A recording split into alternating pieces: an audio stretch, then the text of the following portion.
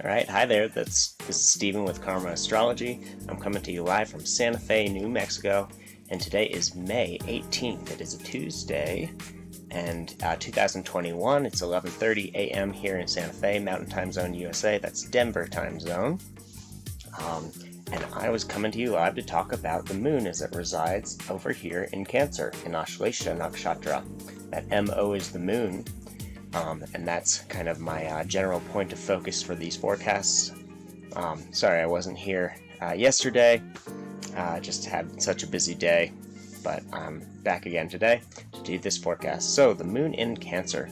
The moon shows basically our sensitivity, our sense of connection with others, anywhere where we look for kind of emotional connection. It relates to the emotions, the feelings, our mom, our home, or anything that's very close to the heart, that is, that we're very emotionally connected to. That's the big kind of keywords of the moon.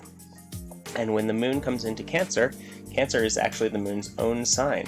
So that box over next to me is Cancer, where the ascendant is right now as well. That's the AS, the Lagna, or the eastern horizon, as the Earth rotates.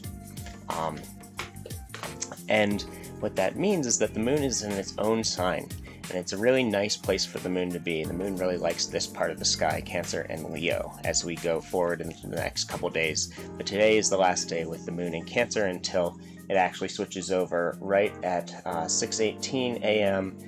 Tomorrow on the East Coast. So that's 4:18 a.m. here in Santa Fe, 3:18 a.m. if you're on the West Coast time zone in the U.S. Obviously, opposite side of the world if you're in India or Australia or whatever. So, that being said, the moon is very happy in Cancer. The moon, it's its own sign, so it relates to the moon's natural energy of emotions and feelings and this whole connection, the theme of connection. But within the sign of Cancer, we have three separate nakshatras, or Indian constellations, that kind of bring out a different kind of aspect of this Cancerian, heartfelt, emotional energy. And this today is the end of Cancer, which kind of deals with the nakshatra of Ashlesha. And Ashlesha is actually known as the entwiner. And because shlish actually means to adhere, or attack, or to join, to embrace. I think that means attach. To join, to embrace, or to unite. So there's this kind of attachment energy to Ashlesha in general. It shows that we are kind of getting to that point in our emotional connection with others, and that we may get overly attached and not be able to let go of those people or those things as they naturally kind of move out of our lives or change. So we might find ourselves being extra connected with people, and so much so that we don't want to let them go. And this tends to bring up all of our little subconscious, deep animalistic instincts when it comes to attachment. And that means holding on for dear life. That can be one of the kind of ways it manifests. I'm going to actually put on my little snake ring today because I figured it's appropriate for this. But and I haven't even gotten there yet. But yeah, we all the areas where we kind of want to hold on, and where we get so worried about losing the things that we love, or getting separated from anything, really. Like if you take a toy away from a little kid, they're going to cry because they don't even understand the idea of, because it feels painful to be separated from the things that we grow attached to. So I say people because in general we get the most attached to people, being the same species as us. So when we get that attached, we can kind of get a little schemy, and we can kind of contemplate all the different ways that we can lure people back to us and kind of draw them in, and emotionally, moon, Cancer, manipulate them into being more connected with us, or not being able to to naturally kind of respect this whole ebb and flow of our lives and the dynamic aspect of change.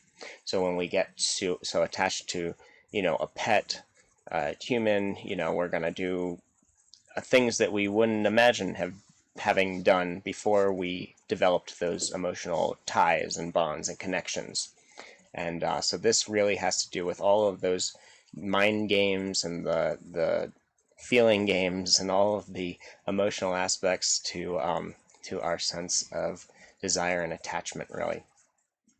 And let me go on a little bit. So I like to always talk about the deity and then the symbol. And so the deity is actually of Ashlesha is the Nagas. And the Nagas are kind of the deified serpents, or these dragons, you could even say, or reptilians if you're into the whole alien thing, like I am. And that these serpents kind of live deep underground in the earth or underwater, and these bases and whatnot. And they had a whole role to play in ancient kind of Vedic society and ancient cultures in general. You can see, many snake and serpent images in the ancient Indus River Valley civilization and all of the civilizations that came out of Mesopotamia, as well as Egypt and all these other places that, weren't necessarily big civilizations. But they were influenced by these dragons. The Chinese talk a lot about dragons and these flying serpents. And so the Nagas, they are really kind of those dragon-like energies that we're relating to on a day like today when the moon is in that part of the sky. And what that means is that the things that are associated with snakes are kind of associated with I guess you could say the personality traits that are associated with kind of serpentine energy are the personality traits that we are going to be experiencing, or the energies that we're going to be working with on a day like today. And that can be anything from I guess I'll start with the dark side, since there seems to be more fear around snakes than love, and then I'll end with the good stuff. But this kind of interest in dark subject matters and esoteric subjects or the occult, not necessarily a bad thing, but definitely looking beneath the surface and trying to see the core meaning of something. It shows, let's see, it can show this kind of manipulative nature inside of us, and this desire to kind of control others, or their perspectives, their emotions, their feelings, and vice versa on us. Other people could be doing that to us. It gives us a sense of secrecy, of, you could say, creepiness, of kind of cold-blooded,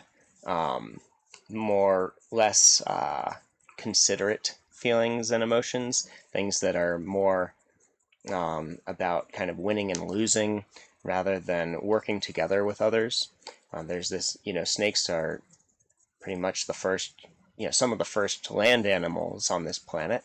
And so they have this, and anytime we think about reptiles, we think about this kind of primitive aspect of our personality or of our animalistic nature that goes straight for fight and flight or freeze, or any of those like very primal instincts that we have within us, that it's like that insatiable hunger that we get when we're really hungry, or when we haven't had any sexual encounters in a while, and we get pent up energetically, and it almost becomes this animalistic feeling for some people, or anything having to do with your basic needs. Like if you're really cold, you do anything you can to get a blanket.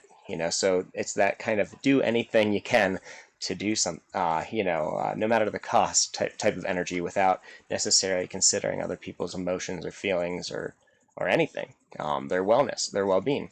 So that can really drag us down on a day like today if we get pretty, I guess, disrespectful of others, and I guess just where we overlook other people's feelings and their rights as an individual. And so it can make us more deceptive, insincere. We can, it's related to poison and poisonous things. That's for not only just the body, but the mind, poisonous ideas, like what I've been talking about, kind of taking advantage of other people. That's a very poisonous idea. And then on the positive side, like I was saying, I'd get there. So this serpentine energy, the serpentine energy, allows us to make very quick transformations, and it allows us to, well, basically there's this energy in the base of our spine, and basically our coccyx area at our tailbone, and they call it the Kundalini energy in Hindu traditions.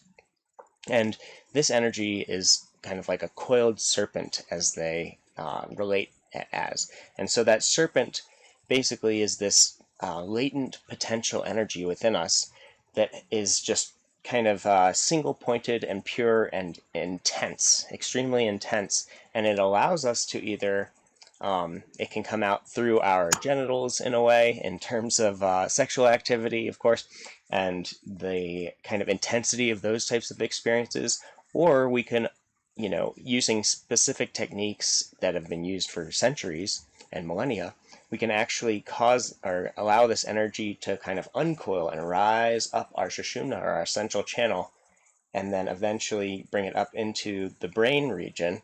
So we're kind of lifting the energy up the spine so that we can basically connect with higher powers, with deeper sense of awareness, and any sort of really intense, single-pointed spiritual energy, spiritualized energy. Not to say that sex isn't spiritualized, and it can be for sure, but there's certainly other dimensions that we can access if we bring our consciousness to certain levels, and this Kundalini energy can help you on a day like today in particular, where we have that Kundalini energy, we have the coiled serpent at our disposal, we're a little more connected to this kind of primal energy.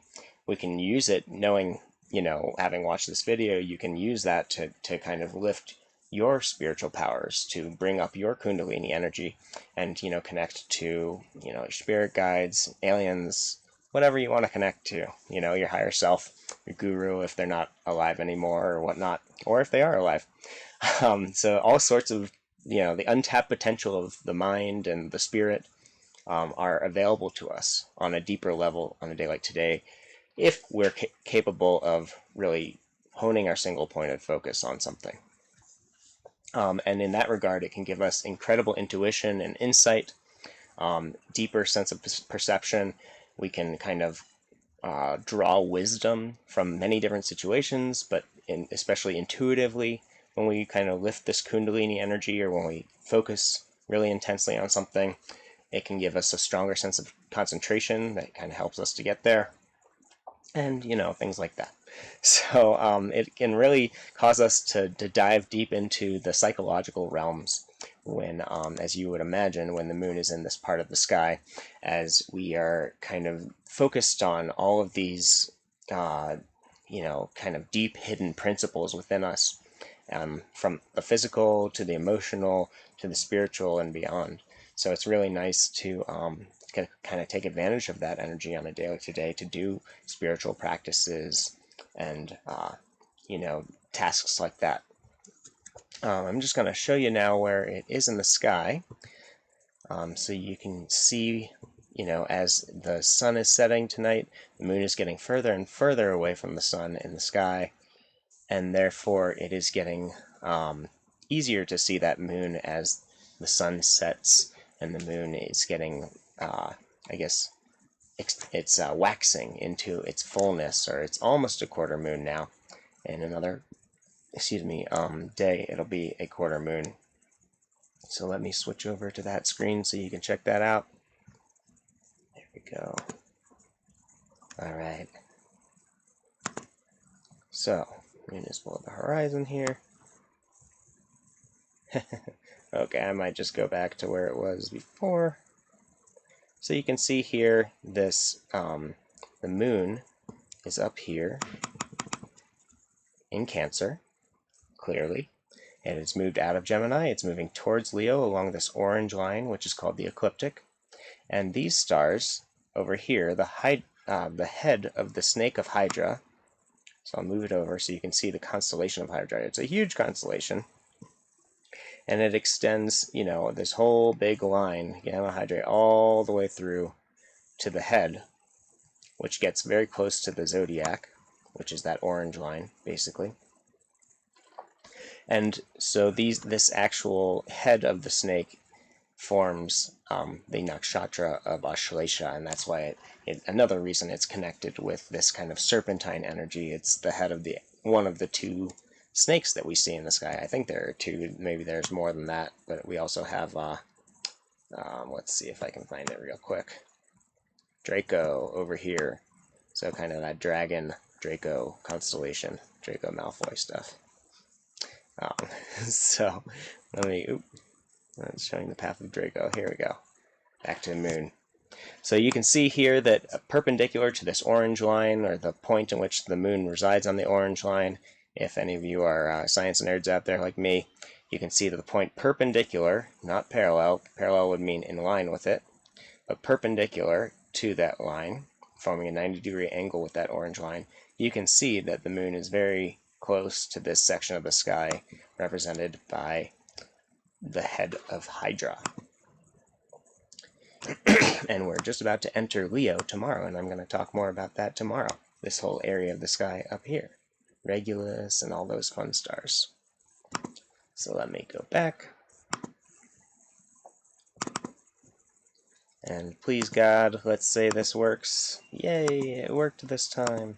So sometimes that screws up like the other day.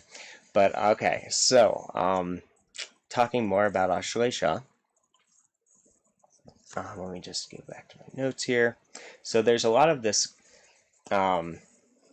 capacity to kind of make a choice as to whether we're going to do good things or bad things on a day like today. It's almost like there's not much gray area in this part of the sky, where you know, the ancient sages didn't have many very nice things to say about this nakshatra, because it just leads to, it can really bring out our manipulative tendencies. You know, when we're very emotionally connected to things or attached, we can basically do anything in our power.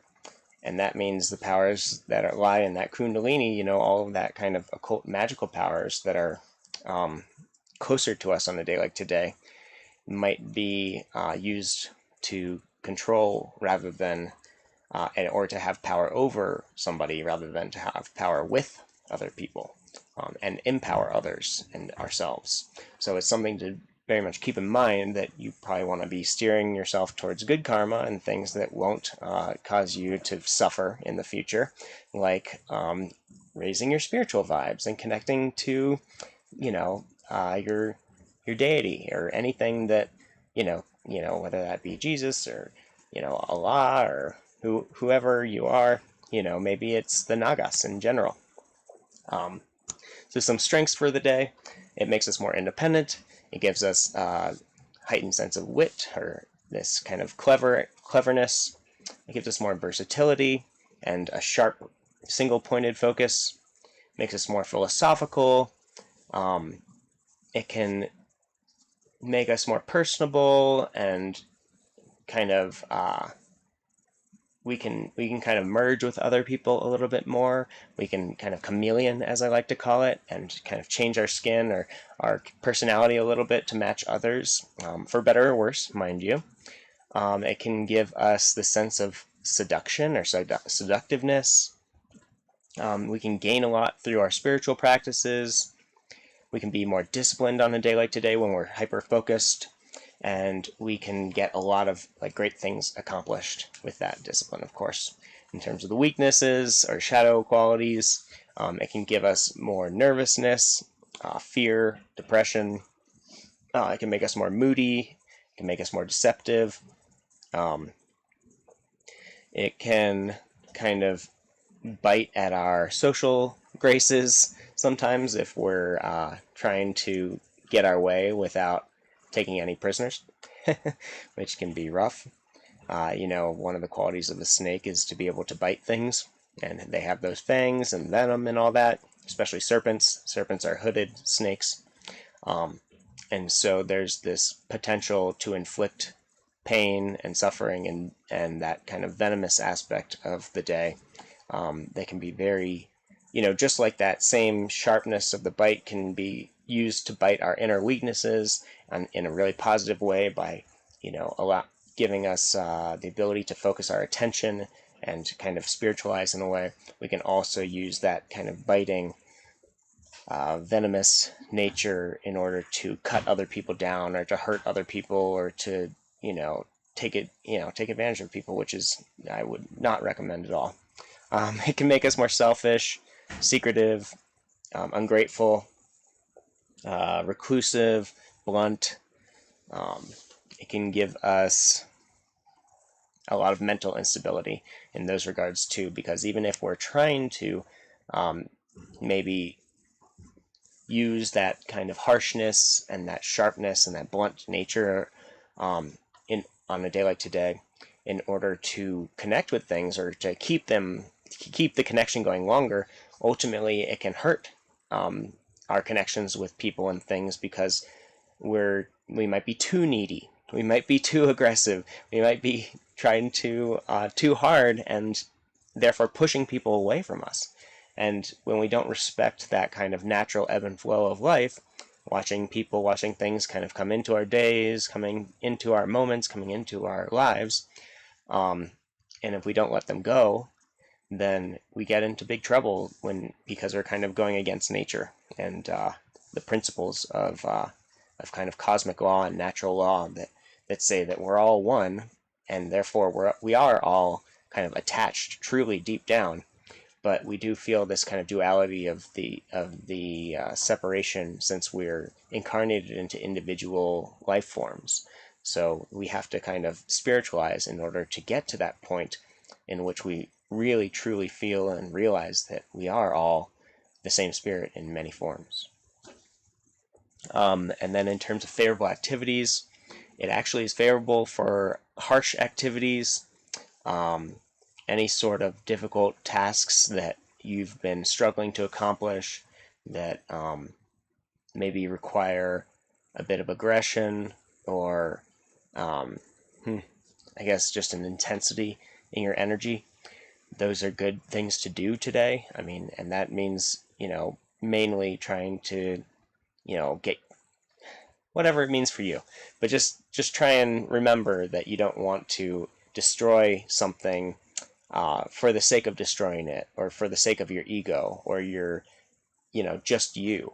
You want things that need to be kind of taken care of, and there's some things in life that we need to act with intensity and harshness around, and seriousness, and today is one of those days to do it.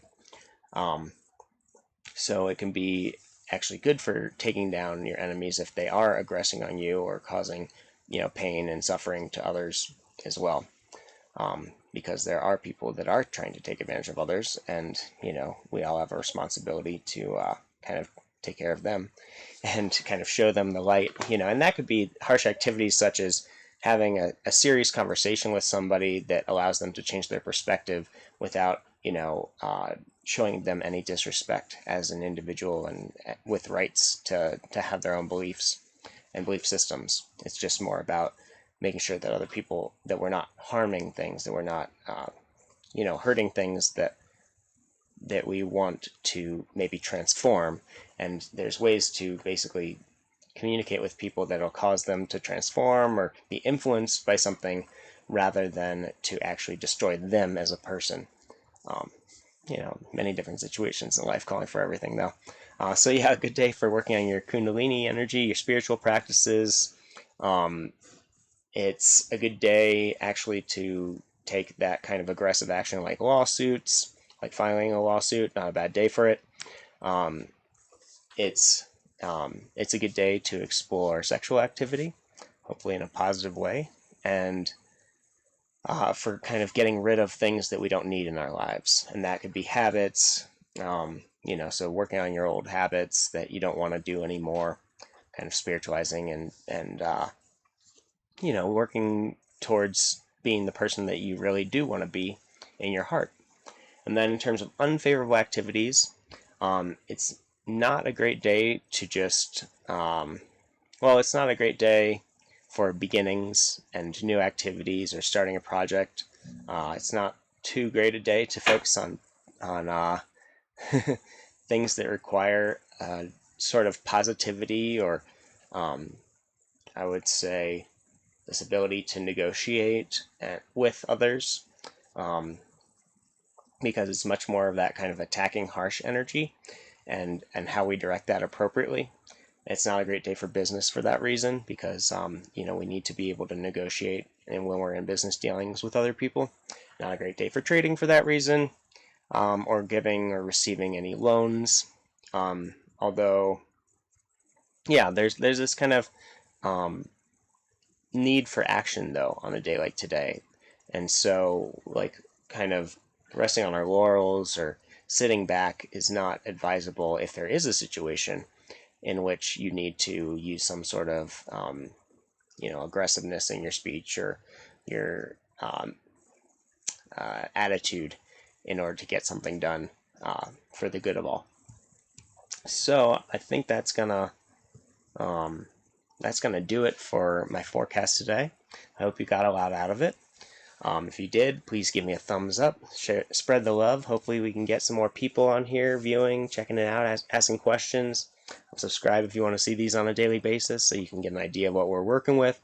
And just to let you know that this energy is active until this time. So you can always kind of tune back in or just remember what time that is and where, change that for wherever you are in the world. And otherwise leave me a comment if you have any questions, comments, concerns, whatever. And I will see you tomorrow. Peace and love.